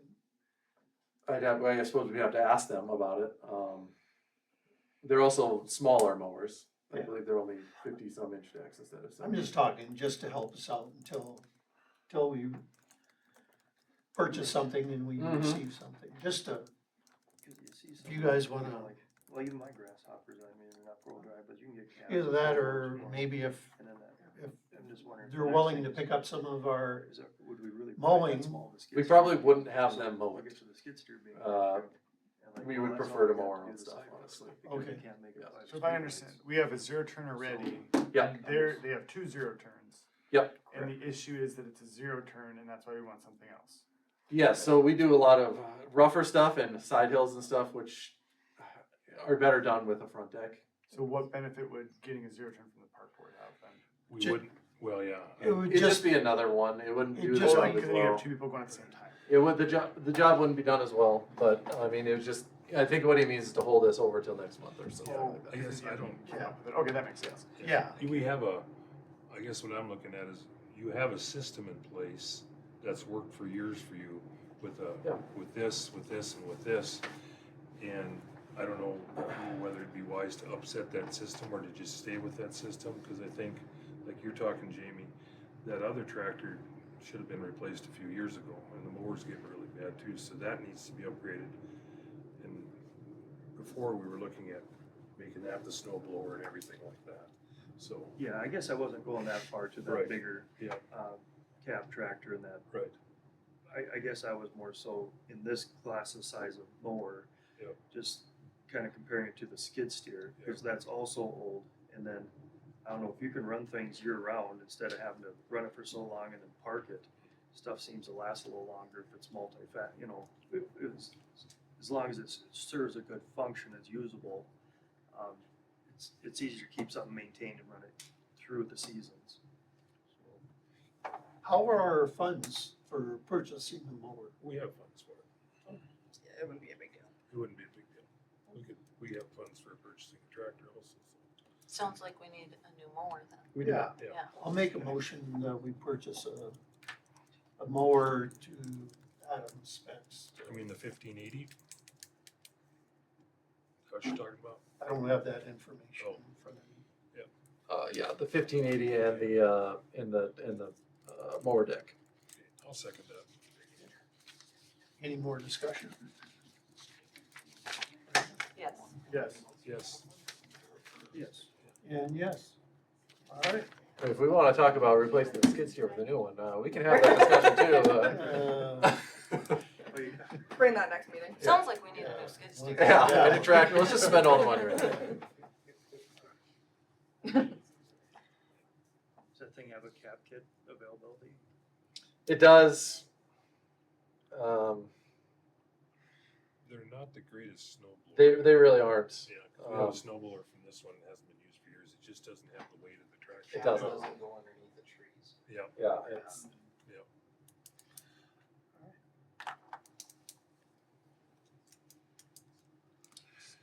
All right, Eric, you do have something? Yeah, so just to continue on the Seal Coat project quick, that's the top of my update. So, I'll get the notice of award to the contractor, the next step is contracting, so we'll get the contracts in. And I'll have those for you guys to sign at the next meeting. And right now, I've already talked to the contractor, they're expecting July timeframe, but that just depends on their workload and where they're gonna be going to, one job to the next, so probably around that July timeframe though. For the PRV project, I know the city just voted on going with Dirty Deeds to do that work. I just wanna say that I will be reviewing all materials and they gotta comply with the proper specifications, so I'm gonna make sure that happens. I know that certain things were quoted, but I'll be going through that process and working with Chris to make sure we have what we need to have for that. Okay, so for the drainage and street and drainage project, I know we had a lot of discussion on it already.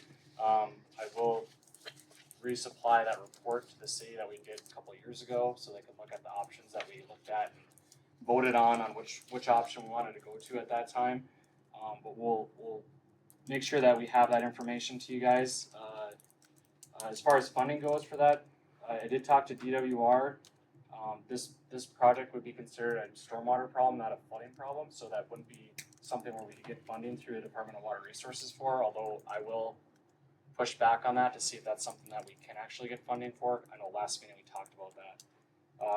Other funding sources that are potential for that is the Prairie Dog funding. So they just finished, well, I believe they finished up with the last legislative session. So Prairie Dog funding will be coming out again. We're expecting that to be around the summer to fall of 2026. That we'll be getting probably around the same time or same amount that we got last year, or last 2 years ago. What was it? 125. 125. So it's gonna be around that 125 to 150 is what I've been told. But when I know more, I'll make sure I let you know. That's funding that could be used for that project, but I'm sure the city has many other needs that they might want to use it for. Just something I wanted to put out there. The other option is the Flex Fund application. We put that in last year. Well, it was last fall.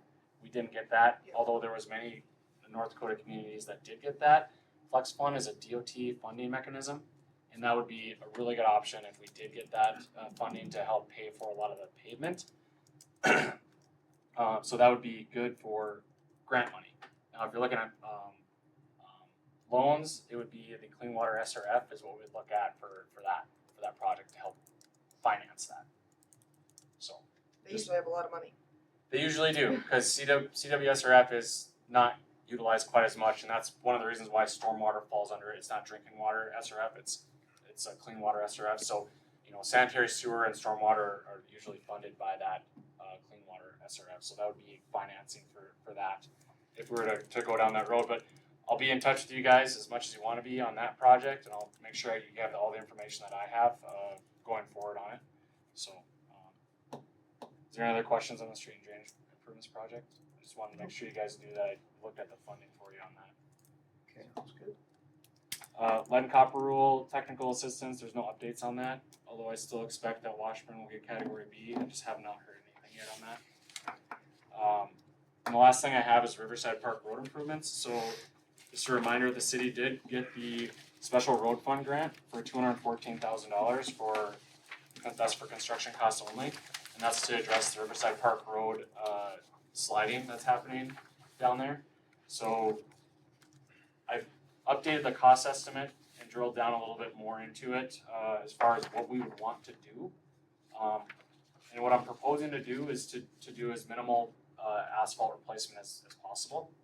I want to focus more on the grading, compaction and grading of that side slope between the edge of the road and the river, and also replace or fix, maybe not replace, but fix drainage pipe that we have that's around the riverboat. It comes down the coulee from the residual. We the call that backwash. the inlet. Sure, yeah, in the area of the inlet, yeah. So just getting that fixed, but that cost estimate's there for you. It's much less than what we had looked at before, although admittedly, I was very conservative on the last cost estimate, and that's when we were applying for funding, so I wanted to make sure that we would have sufficient funds through that grant if we did get the grant. So I guess what I wanted you guys to see was that this cost estimate was updated. The focus of the project would be from where the park is down there to a point right up by the riverboat. That's where we would focus on the work on the slope stabilization. And if the city is interested in me drilling down into this project more and maybe coming up with a preliminary plan, or if this is something you guys want to forego. May 16th is the date for letting the state know that you want to use the funds and you have financing in place for the city's portion, which is 40% of whatever you plan on using. It's a 60-40 grant. When was that deadline? May 16th, that's 4 days. Yep, Friday. So, now, that being said, it's not like saying you gotta decide now and commit to a project. I'm not saying that. You just gotta let them know, like, hey, we would like to use this funding, and we have a plan for our financing for the other 40% that we'd have to pay. And are we locked in at that point to do it, or do we? No.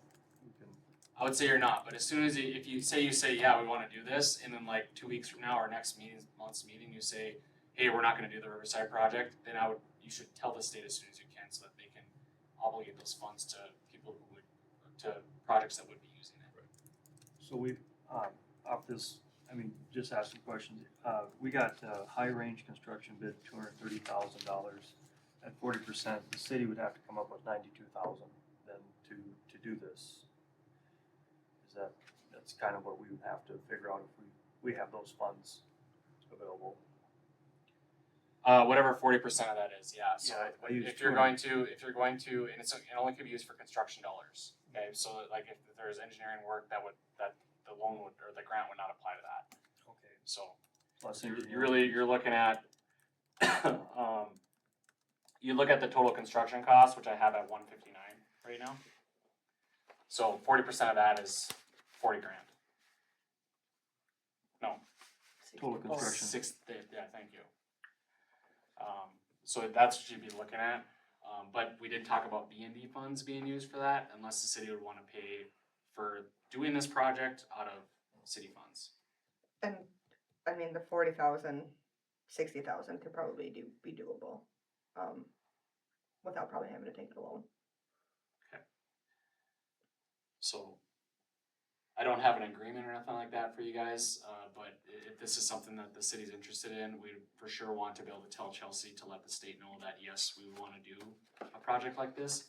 And this cost estimate and the scope of the project could be narrowed more too. Right. Depending on what you guys wanna do. If you wanna leave the asphalt completely alone, which I know we have some chunks breaking off the edges, and we have some, stuff that was dug up near the gravel parking pad that's just up the slope from the fishing pier. So those things, it would be nice to get the asphalt put back there. Or you could leave that alone and just focus on the edge of the slope of the road. Yep. Which I'd put something in that was compacted and a nice easy slope that could be mowed. Cause right now there's some areas that you wouldn't wanna touch the mower. You're talking about a new mower, but.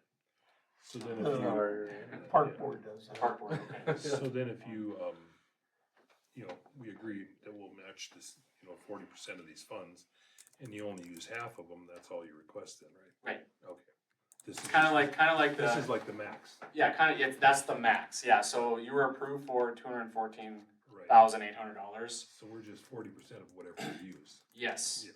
Okay. So if you only use $100,000, you're paying for it. Yeah, so, I guess on that note, I would move that we would, go forward with this and, because we don't have to use it all, so. Second. Is this, and I know you said it, but we're digging down to try to find what's going on there? I wouldn't be doing excavation down deep, I would just be repairing and compacting and stabilizing the slope between the edge of the roadway towards the river. So we may not have the official problem fixed. No, that's when I presented that geotechnical study that you guys didn't wanna do, that would have been the way to check that. So we could throw $60-some thousand down the drain if it's not. Well, I wouldn't say you're throwing it down the drain, because if you're gonna fix the repair slope it, and you're gonna repair repair the the road, road, so that's still For a making it a while better until it situation. does it again. The geo test was what, 70,000 approximately? That's what it was last year. Yeah. But this doesn't pay for that. But that doesn't pay for it. Yeah, right. That's an engineering study, So that's so it's another only construction Off costs. the top. Yeah. Yep. I personally think we should just, try to put some fill in there and just keep packing it until, I don't think it's really worth that area to stick that kind of money into it, I don't know. Yeah, and if you're gonna leave the road alone and you're only gonna do the slope stabilization, it's gonna be less than what I'm proposing here. Yeah. And we can work on that together, I can meet with you guys and talk about the scope of the project. Cause anything, if you're gonna do to that slope's gonna improve it, but you're gonna at a minimum need to strip away topsoil, Yeah. haul in fill, compact a 6 to 8 to 1, somewhere in there, I suppose. 6 to 1's mowable, maybe 8 to 1's probably even better. And then put the topsoil back and seed it, at a minimum, you have to do that. Cause we have so many other places around town to better spend our money, so that's the way I would say it. I mean, we just bought a mower. And the main thing for the second that I was thinking was at least, if we are interested in this, locking it in is that grant Right. deadline. Exactly. Which we don't have to necessarily do, but if we aren't interested at all, obviously we shouldn't tie up the state's money. Right. So. Alright. Yeah. I'm sorry. Oh, go ahead. No, I was just gonna ask if there's any more questions. Yeah, no, I'm totally interested in trying to get this done. I guess my concern is that if we're not, yes, we did not do that geotech survey. And the problem is, so we're throwing lipstick on a pig with this. I mean, should a guy be digging down? Should a guy do this? I mean. It was dug up before. Yeah. So. We dug it down, it was pure junk.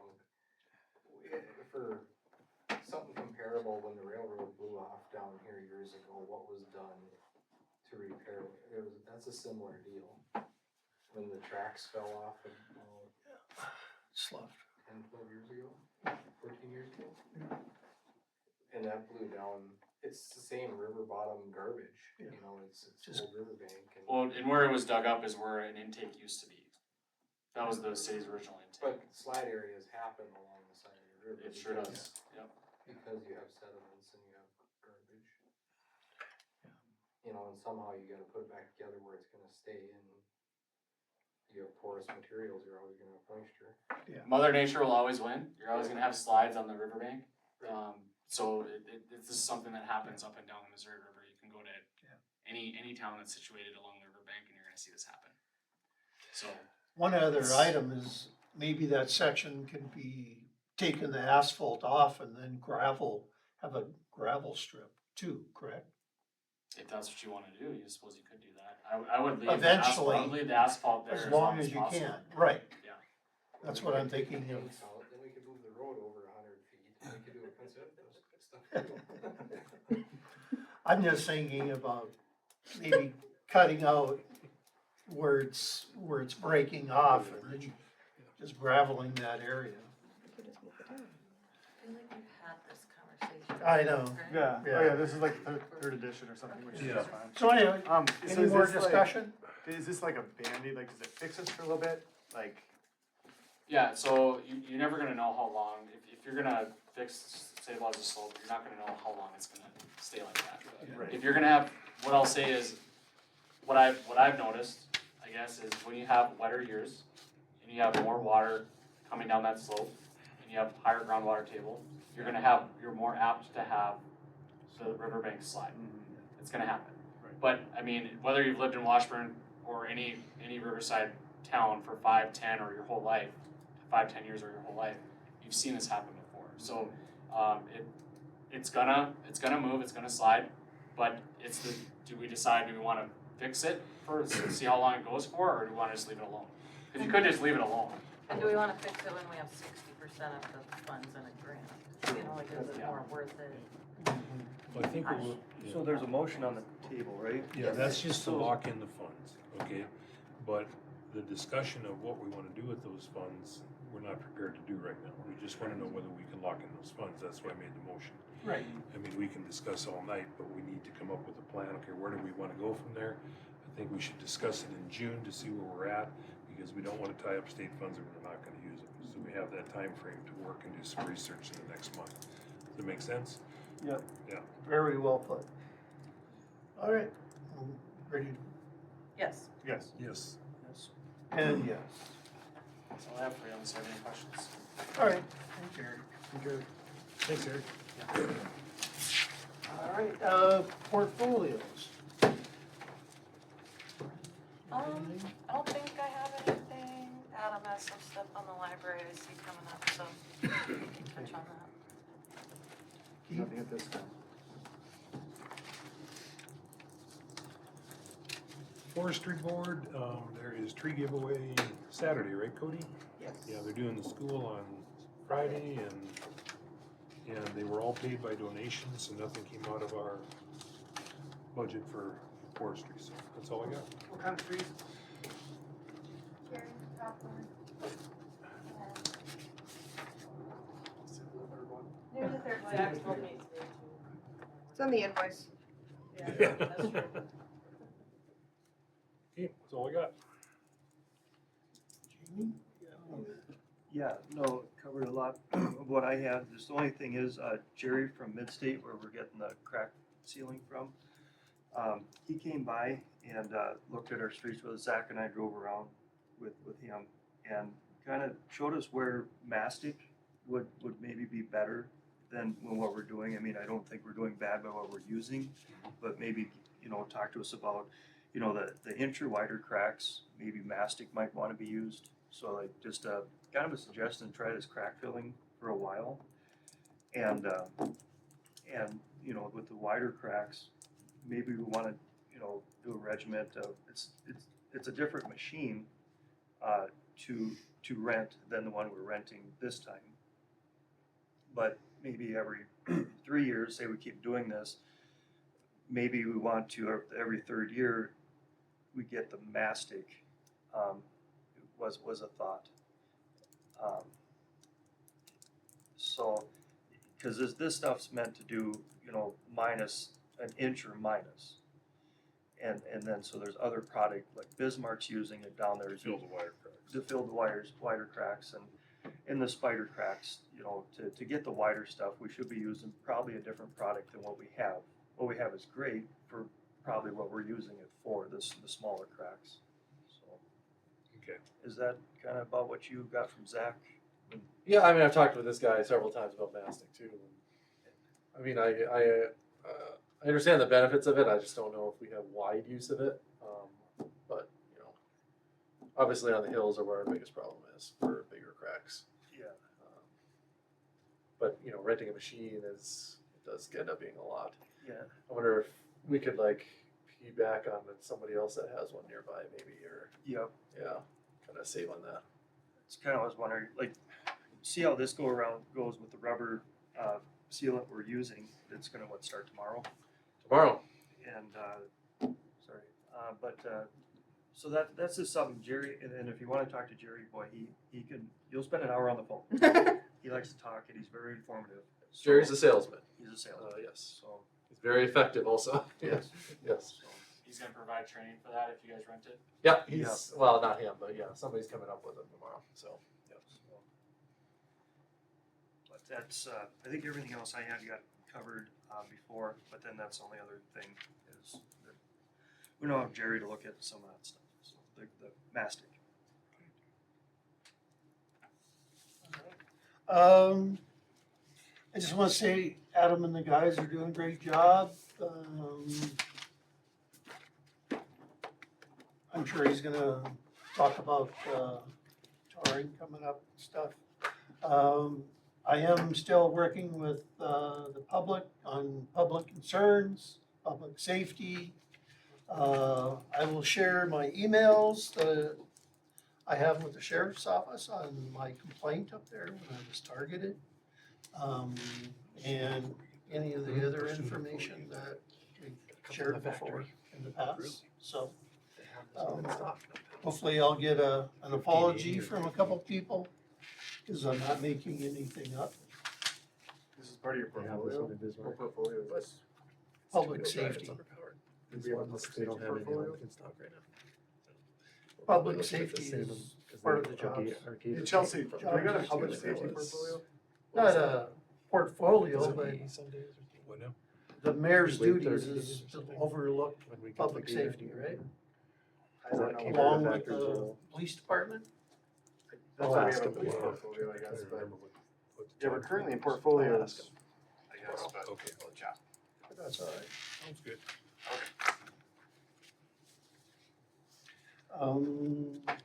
Besides that, everything else is good. Okay, let's move on to what is part of new business. Report from city personnel. Who wants to start? Chelsea? I will.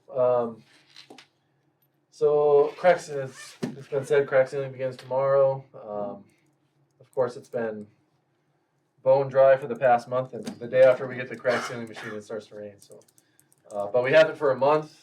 I don't foresee any problems even with the rain. So it's just more about scheduling the extra people we have coming in and making sure that they can do everything.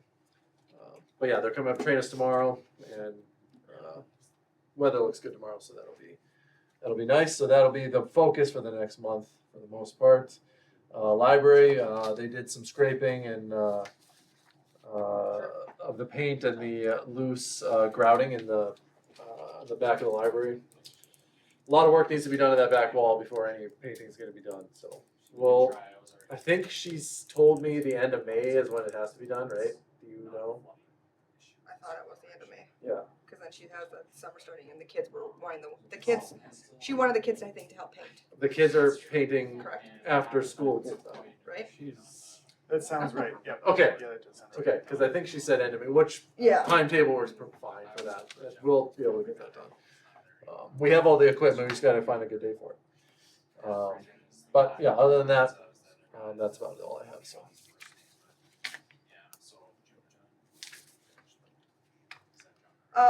Riverboat Days is June 6th through the 8th. So Friday, beginning at 4 p.m., Main Street will be blocked off. They're having that kiddie parade back here, or down on Main Street again, starting at True Community, and it will go through probably 10th Street, because then the fire department will be out here again, and all the activities will be in the parking lot at the hall.